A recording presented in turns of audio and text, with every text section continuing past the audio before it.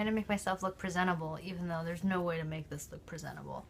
Hi guys, it's me, and I just really wanted to do I shouldn't say really wanted to do this video because I don't know, part of me really wants to do this video, but part of me doesn't. And the part of me that does want to do it is the part that feels for all the moms out there who are maybe struggling with this at this time.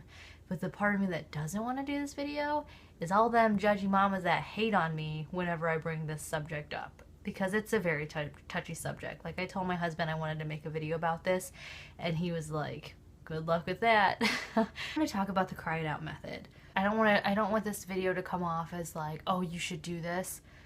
But I want to talk about kind of John and I's reasonings for choosing that method, because I think that it is a misunderstood method, and I think that when parents consider it, they're so scared of people judging them or scarring their children that it's like, I don't know. So, as you guys know, I love to talk about things that I probably shouldn't talk about, so here we go. We chose the cry it out method for all three of our kids. I obviously chose it for Ava because I was the only parent around during this period of time for her. She did really well with it. I had to do it because I worked, and there were times that my mom was going to have to put her to bed, and it wasn't going to be an option for her to keep, needing to be rocked to sleep or whatever, or waking up throughout the night over and over again. So I think I did the cry it out method with her when she was 6 months old. Like I said, she took to it really easily. It took one really long night. I remember sitting there with my parents, because my mom did the cry it out method with her kids too. And my brothers are very smart, successful people who are very loving to their wives and have kids now themselves and are very good fathers. So I don't know, for those people who say that letting their kids cry it out screws them up, I think my brothers could beg to differ. Same with myself. Well, I'm pretty screwed up. I'm not a good example. But in my defense, I had to cry it out in an orphanage of like 30 babies. But anyways, my mom basically, I asked her about it, and she backed me up 100%. Because like I said, that's the method her and my father used. So at 6 months, I was living at my parents' house still. I remember putting her down and just like falling apart. Like, she was crying and I was crying, and my mom was just like, just let it go, just let her be. And I remember sitting in my mom and dad's room and them like having to basically just like coax me off this roof, because I felt like it was just killing me. And I just remember them saying, it's gonna be okay, it's gonna be okay. And they basically just sat there with me for like a good 30 minutes. It felt like forever, but it was only like 30 minutes, saying, don't go to her, she's fine. And she fell asleep. She slept through the night. It was the first night she'd ever slept through the night. And morning she woke up happy, just as happy as she had been every other morning to see me. And every single night after that, she went to bed with just being laid down. Like, it was like magic.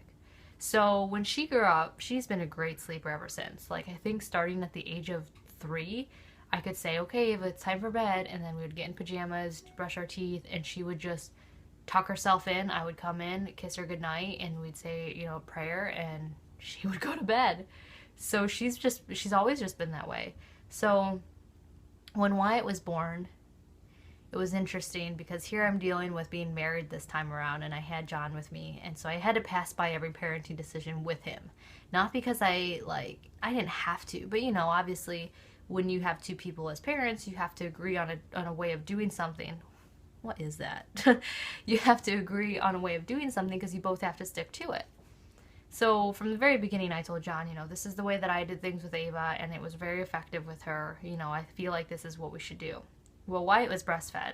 He also slept in bed with me a lot, like the whole first 3 months, and John slept downstairs because John drives for a living. So it was really important that he get a good night's sleep, and Wyatt was just a horrible sleeper to begin with. He wanted to nurse all night long, all day long. He was just nothing I'd ever encountered ever before in my life. He was really a happy baby, but he just loved breastfeeding, and he just needed to be around me to sleep.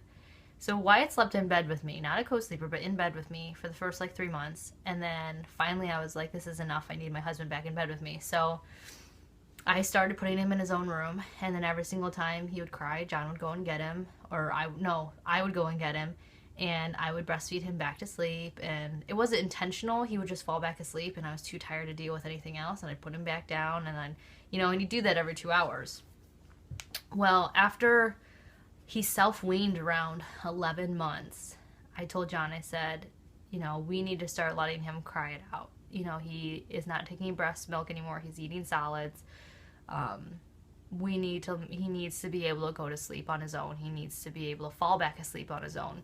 He would never take pacifiers. He and Kaya just hate pacifiers. Ava loved them. I think that helped her. I think that was a good sleep aid for her. But Wyatt and Kaya never took pacifiers. So after talking to the pediatrician and her being 100% behind me and saying, yeah, he's mentally and emotionally, he can handle crying it out. So John and I tried doing that, and it being John's first child, he couldn't bear to listen to his child cry. And even though I was there to say, he's fine, it still didn't stop him. So what ended up happening was John would go to him in the middle of the night while I was sleeping, or John would go to him when I'd put him down and he'd start crying. John couldn't stand it. So he would go upstairs and he would rock him to sleep. And I was tired of fighting with John about it, because when a parent has their mind made up, it's kind of hard to change it. And honestly, I didn't know if I was doing 100% right by him. So I just kind of let John do what he wanted to do. I told him, I said, okay, well, we're going to have to live with the consequences of this, whatever they may be. And he was like, I don't care. So John basically from then on became Wyatt's sleep aid. So whenever he would wake up, John would go in and rock him, because I was against it. I wanted him to cry it out. I wanted him to deal with it and figure out a way to fall asleep on his own. John was the opposite. So he would go in and he would rock him. By the time he was 1.5 and he fell out of his crib trying to get out of it, we were not expecting this. He had balled up all of his blankets into a corner and stepped on them and tried to get out of the crib. That's just Wyatt for you. He's always been that way. And he fell out. So then we were having to deal with putting him in a toddler bed where he could roam around his room. So then John had to literally lie next to Wyatt and fall asleep with him in his bed, and then quietly crawl out of his room after he woke up himself, and not wake Wyatt up. And then Wyatt would wake up like a few hours later, and then John would go back in there. And most of the time I would wake up and I'd find John in Wyatt's bed, because that's just what John did. And Wyatt never learned how to fall asleep. When he was closer to 2, and John and I had decided to have Kaya, and I was pregnant, and I think Wyatt was 18 or 19 months when I got pregnant with Kaya. I told John, I said, we really need to get Wyatt able to sleep on his own and sleep through the night, because I can't do this anymore. It had been so long since I'd had a full night's rest, and here I am pregnant, and I didn't want to have this screaming toddler waking up a newborn. I was so scared of this. I was so scared. And John was like, I agree. Like, I can't keep sleeping in his bed. Like, I'm just so tired. And I'm like, okay, well, then let's get on this. Let's let him cry it out, because nothing else was helping. We tried changing bedtime schedules. We tried sticking to a strict schedule. We tried doing baths and soothing whatever and all that bull crap, and nothing worked. So basically, I had to get really hard on John, because I was desperate at this point. I was about to have a baby, and I couldn't handle one little child waking up the whole house all the time, especially Ava, because she was, going to start school again soon. So John got on board, and we started the process of letting Wyatt cry it out. I had like an hour-long conversation with my pediatrician where I broke down just crying, and she reassured me over and over again that was the right thing to do, because Wyatt knew exactly what he was doing by crying, and John was just making things worse. And she told John that, which really helped, because there's something about a outside person or a doctor telling your husband something that's more effective than you telling your husband something. So John, I think, got it at that point, after my doctor was like, or Wyatt's doctor was like, this needs to happen, and he needs to learn. It was a very long process. It was a very heartbreaking process. Wyatt would scream and kick and scream and kick and scream to the point of making himself sick and throwing up. And I would call my doctor, and my doctor would say, you need to just go in there, clean up the vomit, don't talk to him, maybe, give him a hug, and then put him back in his crib and let him cry some more. And we did that, and it was so hard. It was so hard.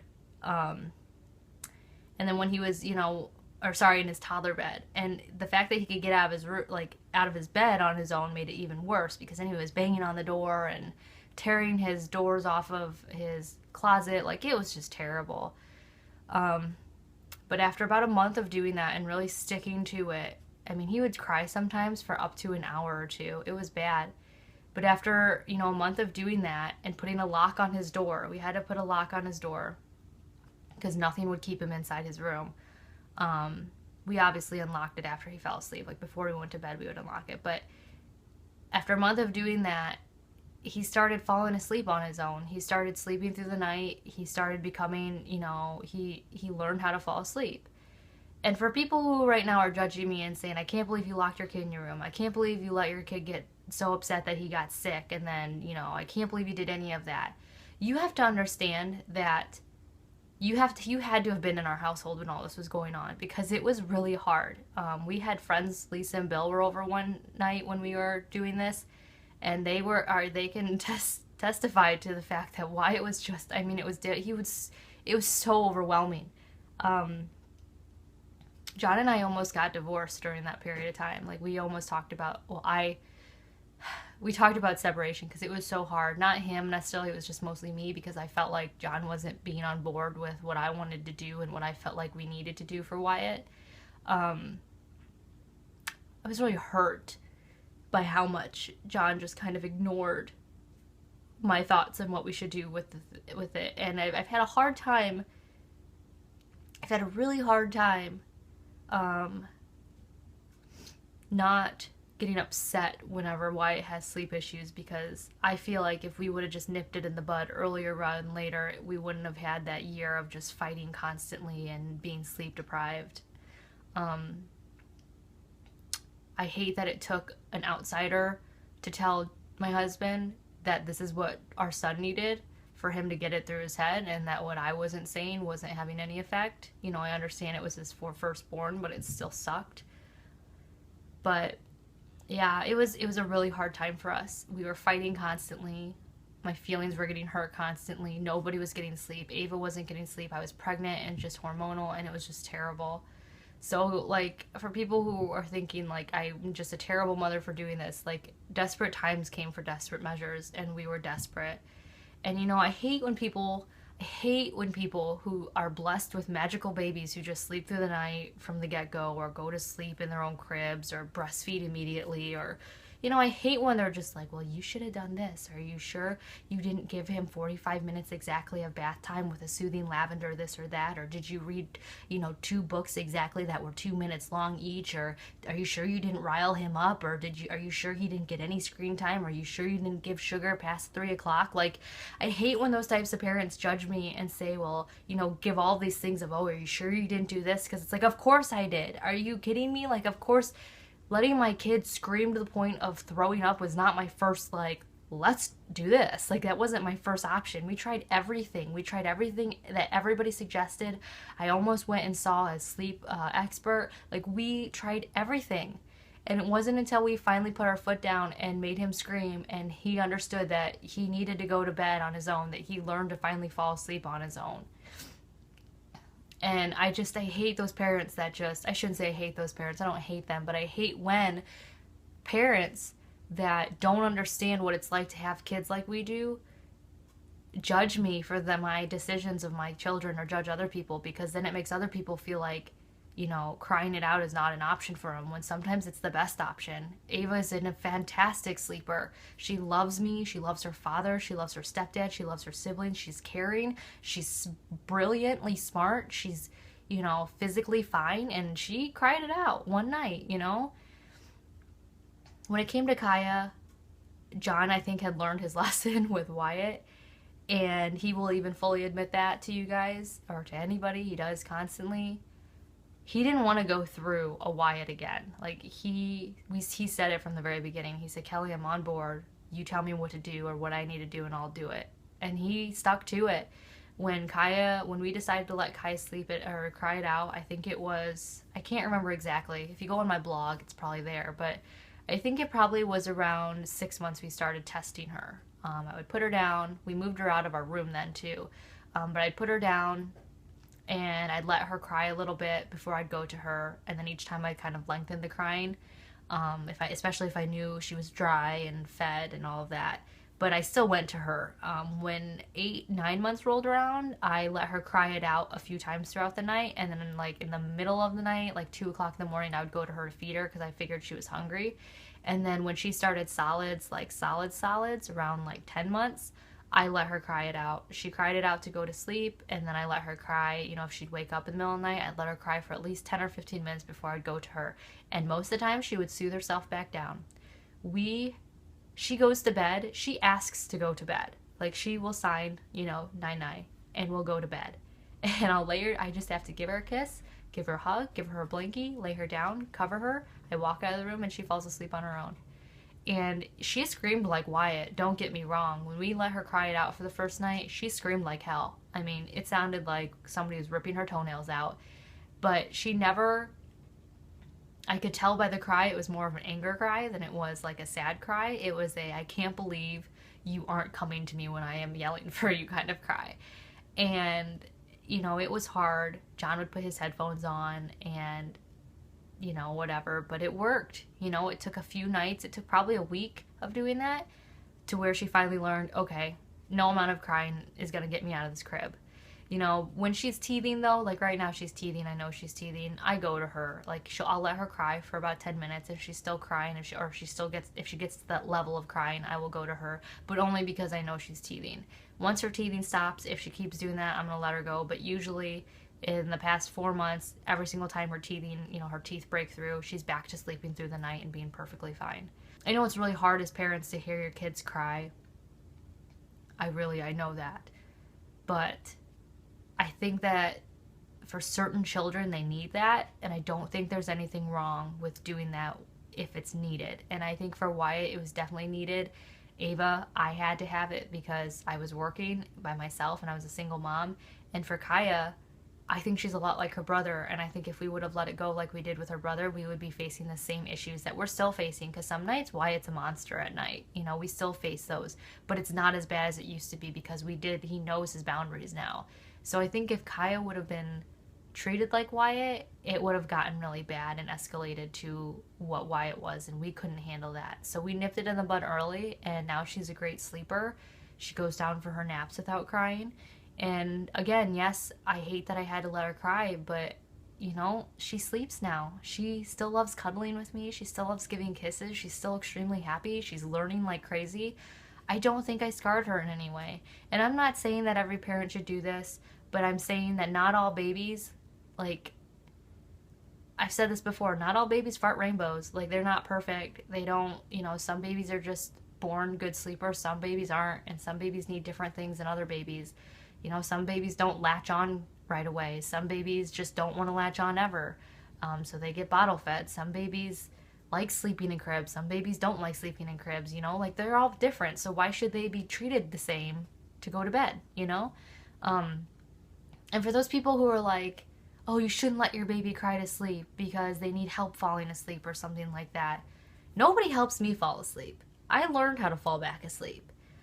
For a while I used to need I needed to read something to fall asleep, and I realized I don't need this. I should be learning how to fall asleep on my own, not reading a book. And I think it's a learned behavior, and if your kid never learns, then and they always need you, then they're always going to wake up and need you to go back to sleep. It's a habit, and I don't know. I don't disagree with anybody who's a bath really works for my kid, or a book, or a snack. We give Wyatt a snack now before bedtime.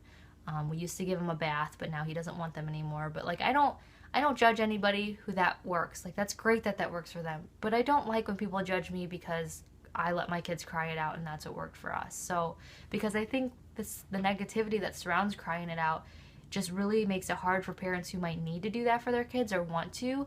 It makes it hard for them to come to the decision to do it because they're so afraid that people are going to shame them for it. So I don't like talking about this subject, and I probably didn't do a very good job about it, but I just wanted to talk to those people who are really having a hard time right now, because I know a lot of people email me, and I know one of my close friends is having this issue right now. And so I just wanted to share why we chose to do it and what the benefits were for us and how our kids are now. Wyatt is still by far the worst sleeper in the house. It's really funny because we were always afraid that the new baby would wake Wyatt up, but it's actually the other way around. Wyatt will be 4 in June, and he still sometimes wakes up in the middle of the night and needs John to help him go back to sleep. And if, like, some nights are really bad for putting him down, some nights are really good. And like I said, I think if I would have fixed this sooner when he was in his babyhood, we wouldn't be facing these issues now, because Kaya and Ava, I did it sooner with them, and I had John on board with Kaya. And she's just already, she's a better sleeper than Wyatt. So again, I don't think that crying it out method is for everybody, but I don't think people should feel ashamed or be judged for doing it. So that's what we did. That's what works for us. And I hope that if you're having sleep issues right now, that you find a way to not go crazy. Because like I said, John and I still have nights. Last night was like this, where Wyatt just didn't want to go to bed, and I thought John was going to shoot himself in the face. Like, I know that sounds really dramatic, but when you are at work all day and you have a really hard, long day, and then you come home and then all your kids are doing is screaming and then not wanting to go to bed when all you want to do is go to bed, it's really hard. And then on top of that, Kaya's waking up with her teething and John's getting kicked out of bed to go downstairs. Like, it's just been rough for us. So again, like, I don't think we would have had these issues if we would have started the cry it out method with Wyatt sooner. And I know that John sees that, which is why he's so, strict with Kaya and why Kaya is doing so well. But yeah, that's what worked for us. Being sleep deprived is terrible for a relationship. And like I said, John and I faced one of our hardest times in our marriage so far because of Wyatt's sleep issues. And I don't know. So don't be afraid to do what you think is best for your kid. And if it's safe, I think it's okay. And actually, it doesn't matter what I think. It doesn't matter if I think it's okay, because it's your kid. Just know that don't worry about what other parents think of you. If it's right for your kid and your family, then that's the way you should do it. So that's what worked for us. And yeah, so I'll talk to you guys all in my next video. Hopefully I'll look better than this, but whatever. Yeah, I know you guys don't care. I don't care. But yeah, I'll see you guys on my next video. Bye.